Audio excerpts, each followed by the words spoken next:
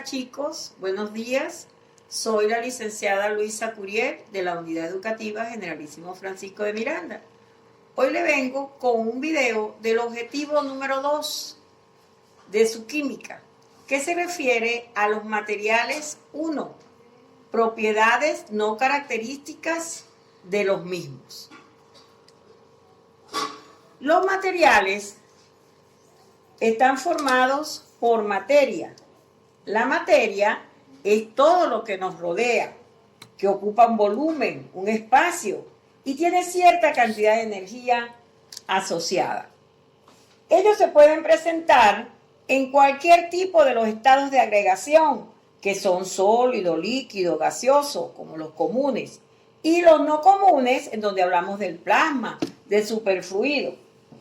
Pero la materia, los materiales también tienen características, que esas son las específicas o intensivas y las no características o generales o extensivas. Las propiedades características o específicas o intensivas son el punto de fusión, el punto de ebullición, el punto de congelación, la densidad y la solubilidad. Podemos ver que en los puntos, todo eso es temperatura. En cambio, la densidad y la solubilidad sería otra cosa, que eso lo veremos en el objetivo número 3. En cuanto a las propiedades no características o generales o extensivas, tenemos que hablar del aspecto, del estado de agregación, del olor, el color, el sabor, de la masa y el peso. En cuanto al aspecto, el aspecto de un material puede ser rugoso, puede ser liso o puede ser corrugado.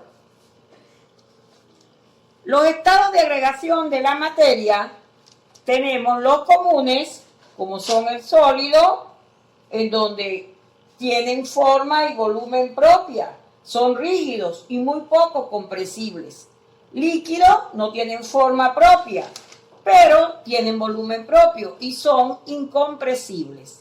El gaseoso, su forma y volumen depende del recipiente. Su volumen depende de la presión y son muy compresibles.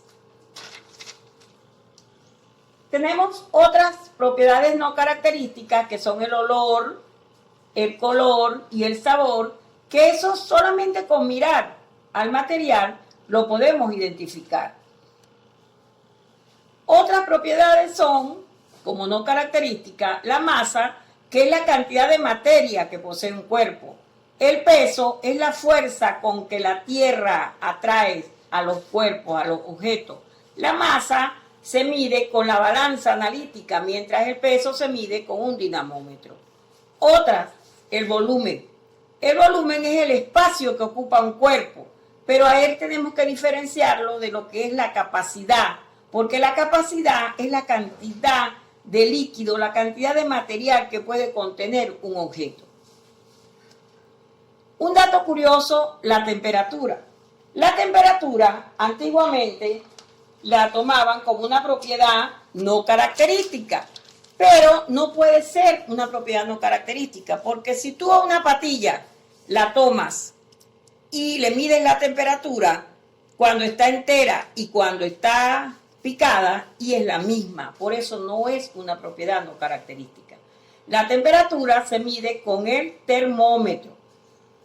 Temperatura es el grado de calor que tiene un cuerpo. El calor es una forma de energía. La energía es la capacidad para realizar un trabajo.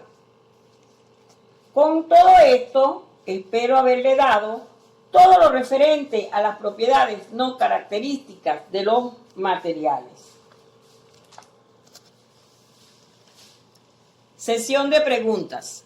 Profe, ¿será que me puede decir cuál es la diferencia entre el peso y la masa? El peso es la fuerza con que la tierra atrae a los cuerpos.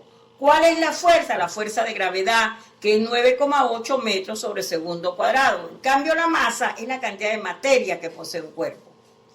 ¿Y cuál sería la diferencia entre volumen y capacidad? El volumen es el espacio que ocupa un cuerpo, mientras la capacidad es la cantidad de líquido, es la cantidad de material que puede contener un instrumento de medida.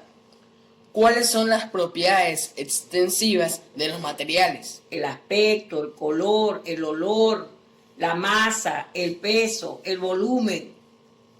Profe, las propiedades extensivas de los materiales nos permiten diferenciar un material de otro. No, porque esas son propiedades generales.